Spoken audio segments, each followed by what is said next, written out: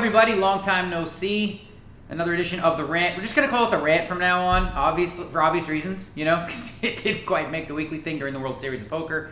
Way too busy to shoot anything like this during the World Series, which is a grind. Speaking of the World Series of Poker, there were a couple of fantasy pools. One was the $25,000 buy-in high roller, which Jason Mercier and Jason Somerville's team won for the second straight year. Here you take a look at the final results, and then a closer look at Jason Mercier's team. Big thanks to John Monet, I don't even know what he likes to be called, but it's John Monetti or something, whatever. Anyway, he had a really big World Series for Jason, so congratulations to him. As for me, I had Alexander Kostritsin, who had 0 points because he never showed up from Russia. So that's on me. Got to do my research next time. And in other fantasy news, the Full Contact Poker Fantasy Draft, which I just basically gave a giveaway for first prize, was 1% of all my action, excluding the one drop and the main event. So you're going to get a grand total of $707.40-something, I think. Hey, sorry, bro. Could have been better. Could have been worse, I guess. The top 20 teams are all going to get prizes 2nd through 5th, an iPad 3, 6th through 10th, Poker VT subscription, and 11th through 20th are all going to get a signed copy of my book. When you get that? When I get around to it, pretty much. I'll be busy. I'm going to Europe, so it's going to be a bit, but it won't be as long as you had to wait for your full tilt money.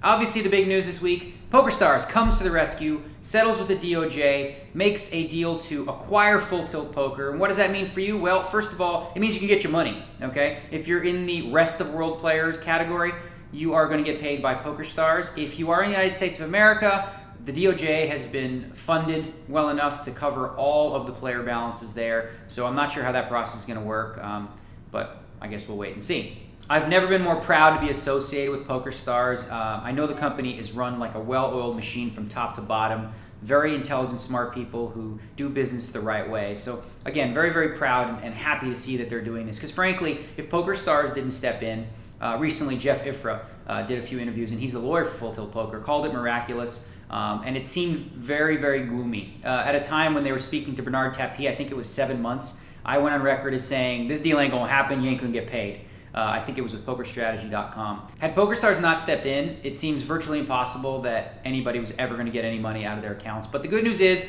now that PokerStars is on the case, everybody going to get paid. One other thing I think is very, very important to note is that PokerStars admits absolutely no wrongdoing whatsoever. And I think that's really important down the road, potentially, if legislation becomes an issue. While I see the two things as separate issues, the DOJ settlement and legislation in the future in the United States, having said that, this sort of clears the path and clears the way that if legislation were to happen, there's really no black mark against PokerStars. Quite frankly, I think there's quite the opposite. I think PokerStars is shown to be run like a well-oiled machine. They can be trusted. They've been trusted with player funds, and they've done everything absolutely right since Black Friday. And again, I have to say that I'm absolutely proud of PokerStars as a company. And I know that the people at PokerStars from top to bottom absolutely care. Even though this issue wasn't necessarily related to them, they care about online poker's image. You look to signings like Rafael Nadal, and essentially what that does is it brings PokerStars more into the mainstream, respectable, alongside other brands. Like if you go to the ACC and the Toronto Maple Leaf Games, you see, PokerStars branding on the boards alongside other legitimate companies. And I think that's very important for our industry, especially at a time when people are questioning the legitimacy of it. And I think PokerStars is, I hate to use a world leader in that department in terms of trying to get poker mainstream. They're regulated in 9 different countries, and they do things above board. And like I said, I couldn't be more proud. I think it's a great thing for poker in general. And who knows, you might even see me playing a little bit on Full Tilt Poker. Who would have thunk? So it looks like the plan for Full Tilt Poker is to relaunch somewhere in the winter, probably maybe November-ish, I don't know. And it would also seem like they're going to try to rebuild the brand. Who knows how many of the pre-existing Full Tilt members are going to be there, but this is an opportunity for a lot of people who have there's been a void in terms of sponsorship for a lot of players, and there's a lot of young emerging players who've come about that don't really have the options. Unfortunately, if you're still living in the US and you're a US player, you're probably still not going to. It just doesn't make a lot of sense for either PokerStars or Full Tilt right now, currently, to sign a lot of US players until maybe legislation were to change that. So if you're a rest of the world player, if you're European or something like that, now you got to think that there's more opportunities for you to elevate your brand and potentially sign a sponsorship deal with Full Tilt or PokerStars. I've described this era of poker in a couple interviews as kind of like us being in a holding pattern, sort of a wait and see approach, you know.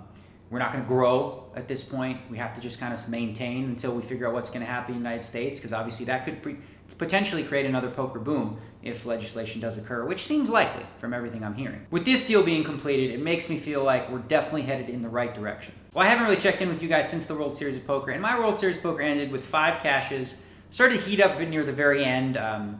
After busting the one drop, I played a $1,500 one of them crapshooty things and came in like 100th place out of 3,000. And then I came 13th in the single draw deuce to 7 no limit, which is an event I was really looking forward to. And I rolled that into a cash in the main event. So I started off with 2 cashes early, nothing in the middle, just lots of vomit, and then 3 cashes at the end for 5 total.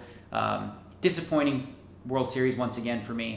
It's not about the number of cashes, it's really the deep runs and the money. I didn't really hit any big scores. So disappointed in that. The main event, I was pretty happy with how I played. I made 5 mistakes throughout that I can think of. Unfortunately, 3 of them came on day 5. They're subtle mistakes. The problem is on day 5 they're magnified because you don't really have enough wiggle room to make any key mistakes when you're, the average stack is only like 50 or 60 big blinds. Having said that, I came in 211th the year before, 160th this year, and I really feel like I've got the event figured out for the most part in terms of the right way to approach it. And I'm looking forward to, finishing 158th next year. The final table is set for what I call them, the October, what are they calling these people? The Octo 9? Yeah, the Octo 9. Well, the Octo 9, how do you say this while being politically correct, is a little short on star power. There's one player there who apparently a lot of the young guys knew. His name's Gregory Merson. I did play with him a little bit. Wouldn't say that I know him, but other than that, I don't know any of the 9 players. Finishing 10th and 11th were a story. You had women, which, that hasn't happened since Barbara Enright, who made the final table way back in who knows how long, 90-something. It was really unfortunate that 2 women didn't make the final table. I mean, a lot of people, are up in arms about it because it just would have been such a great story. Mein Führer, Steiner konnte nicht genügend Kräfte für einen Angriff massieren. Der Angriff Steiner ist nicht erfolgt. Das war ein Befehl! Der Angriff Steiners war ein Befehl! Nur um zu lernen, wie man Messer und Gabel hält! Von Jahren alle höheren Offiziere registrieren zu lassen, wie Stalin! Mit ihrem eigenen Blut werden sie bezahlen! Sie werden das saufen in ihrem eigenen Blut! Bitte gerne. Jetzt beruhig dich doch. Die Befehle sind in den Wind gesprochen. Es ist unmöglich, unter diesen Umständen zu führen. Es ist aus.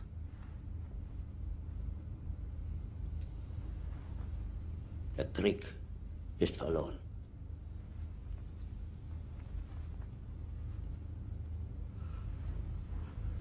Aber wenn Sie, meine Herren, glauben, dass ich deswegen Berlin verlasse, irren Sie sich gewaltig.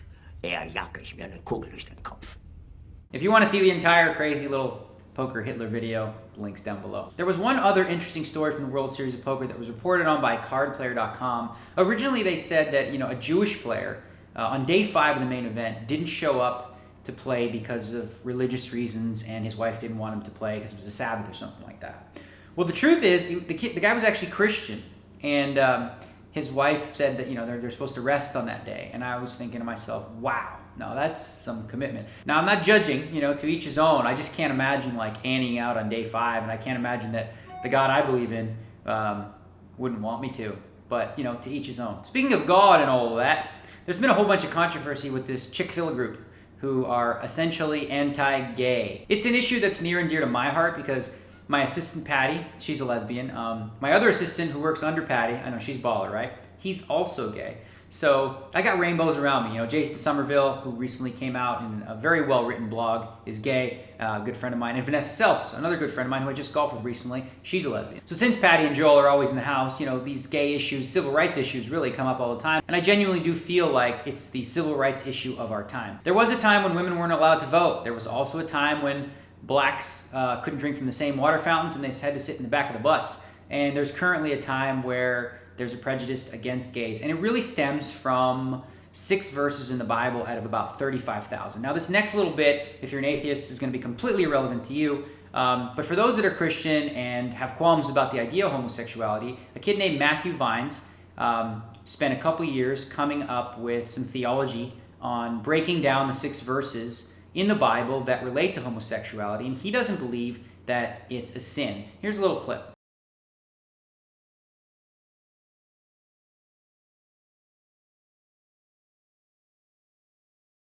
And it's pretty clear that God says, like anally gang raping his angels is not nice. Like, you shouldn't do that. That's clearly a sin.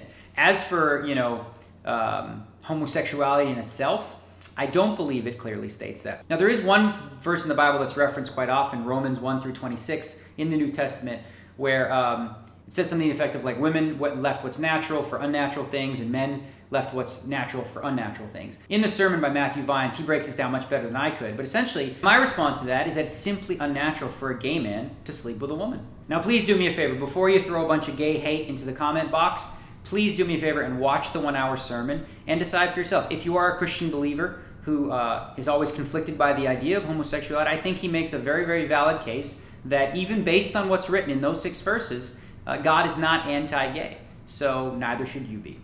Now, while it doesn't say anywhere in the Bible that poker in itself is a sin, I'm pretty sure it states clearly that Bedi is a sin. And I've come to that conclusion after playing the mixed games a little bit at the Bellagio here and there. And I'm not one to sort of hate on games, and this might be controversial because it is a fun game. I feel like the pros in the game who are spreading this newer mix of Bedi, are actually lowering their hourly rate significantly because the games are slower for one. And the edge between a semi-competent player and a very, very good player is minimal in comparison to some of the other games. So, again, while I think the games are fun, I look around the table and I think to myself, okay, you got one player in this game who's kind of bad. You're playing a bunch of games where he's not really like that much worse than you at. How much money do you guys think you're going to make an hour? I looked around the table and I saw basically all people who play poker professionally. And I felt like they're all missing the boat a little bit. I think you always have to be willing to adapt to what's juicy. And I think now if you're a professional poker player and you're playing, in Vegas, you got to be playing No Limit Hold'em or Pot Limit Omaha because those are the games that attract the most tourists. You never see random tourists go, "What are you guys playing?" "Oh, we're playing Barassi, Bedi," and they're like, is there No Limit Hold'em? So while in any poker game, certainly there's different degrees of edge in terms of pros. Like 6 pros could be playing at a table and 2 of the pros could be absolute suckers in the game. But I just don't feel like this is time well spent for these guys. And I think the mix of games lowers the edge and lowers the gap. And, the games are spread now and it's not like I'm going to be able to change the mix. And I don't hate the games. I just feel like these guys are all doing themselves a disservice by having so many of those games in the mix. It just plays too slow. And I don't think they break down their hourly rate the way they should. Someone who would not make that mistake in terms of breaking down the game the way you should is Phil Galfond. He recently wrote another blog that was a real doozy, talking about how to break down life decisions. He doesn't judge. He just gives you sort of a guide on how to think through problems in your life, and I highly recommend the blog. There is a link down below, so definitely check that out. I haven't really watched a lot of the Olympics so far this year. I recently got into it, watching the 10K. I used to be a long-distance runner. And then, of course, I'm kind of into the sprinting because I'm originally was Jamaican when I was a little youth, seeing? So when we're watching the races, me having a heart and feeling for Jamaican people that me close with them, seeing? Because me was born in Canada. My parents are Romanian, so me have the European style of them. But all my brethren, them, they was Yardie. So me understand Jamaican spirit and Jamaican culture, and me love it, seeing? So when me watch them races, me always rooting for Usain Bolt and all of them, seeing? So go on, big up Jamaica one time, right, Star? There is one story that is kind of like strategy-based, so it really caught my attention from the Olympics, and it was like the badminton thing. Apparently what happened is like some 1 seed got like upset big time, so it made sense strategy-wise for these other teams to just dump, okay? It made sense for them to lose because then they'd actually get to play an easier match in the next round.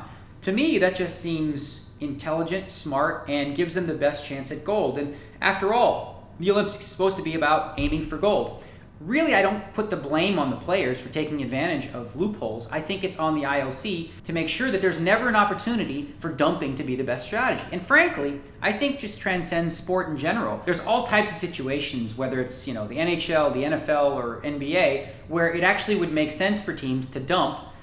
Whether it's like in the NFL for if you're last, you get the first pick overall, which is stupid. They don't have a lottery system. Or for a better matchup in the first round. The way to fix that is real simple, and the Olympics should adopt this as well. And it would actually create a lot of controversy, but good, fun controversy. If you're the 1 seed, you get to choose your opponent in the first round and every round throughout. Not only is that really, really fun and can create a lot of media attention to saying, whatever, the Bulls were the 8 seed, but they picked the Knicks who were the 5 seed. Ooh, no respect for the Knicks, what's up? All these articles could be written about it. But the bottom line is, if you're the 1 seed, you should have the choice of who you get to play. And what that does is it forces every team in the league to always try to go up in seed and not go down. The problem with the way they do things in some sports is if you win your division, let's say it's hockey in the NHL, and you win the Southeast, which is a weak division, well, you automatically get the 3 seed.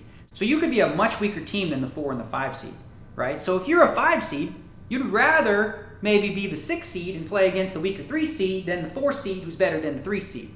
Make sense? It would take me 15 minutes to come up with a system that would never reward a team for tanking. All this ruling is going to accomplish is simply that teams that want to dump are just going to do a better job of it. Whether it's faking injuries like back injuries, which can never be proven. Imagine first serve, pulled something and then miraculously got some rehab, and you're okay for the next game. Point being, it's the structure of the event that's the problem, not the players giving themselves their best chance at gold. Since the World Series of Poker, I've been doing a lot of home unwinding, and I put Breaking Bad on my list of things to do, and I'm in season 3, episode 10 right now. And there's been a ton of hype. Everyone I know absolutely loves the show. And while I do like it, I do like the show.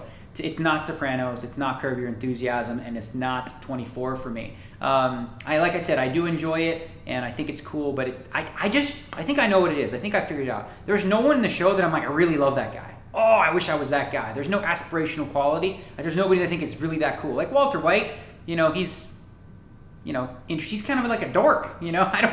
He's kind of dorky, I guess. I don't know. I just can't imagine. Doyle Brunson posted this on Twitter. He's like, I wonder how long Walter White would last if he walked into New Jersey when Tony Soprano was around. My veg time is about over, though. August 7th, I'm going to be traveling to Halifax for a couple days to do a show. Then I'm going to be going to Toronto on the 10th to do another show for the NHL Charity Shootout once again. And then I'm going to fly to London for a meeting. And then it's EPT Barcelona, back to work again. I'm excited to get back at it. There's going to be a €50,000 buy-in at the start. If you are looking to plan that, get a hold of Gary Gates. I think you can find him on Twitter, because I believe that you get 4 free nights if you book ahead and pay ahead. So you might as well do that. And then after Barcelona, you're looking at WCOOP time. I mean, we've got September, that 2-3 week period. Last year I cashed 15 times, and I came 3rd in the Player of the Year race. I don't know that I'm going to dedicate as much time to it this year. I haven't decided yet, but we'll see. And then on the heels of that, they actually conflict, which is really unfortunate. The main event of the WCOOP runs right into World Series of Poker Europe. Following that, I'm going to be in San Remo for the EPT event there. There's one other bit of poker news that I wanted to share with you all. During the main event, I had the pleasure of playing with a young kid named Ryan Young on day 4, and he's just a ball of energy, full of life. It's really entertaining. I actually had more fun during that 3-hour period we were at the same table before he got knocked out than I did the entire tournament. Just such a positive, good young kid with a lot of personality, which there's a little bit of a void of. And unfortunately, he passed away last week in a car accident. And I received a letter from his mother.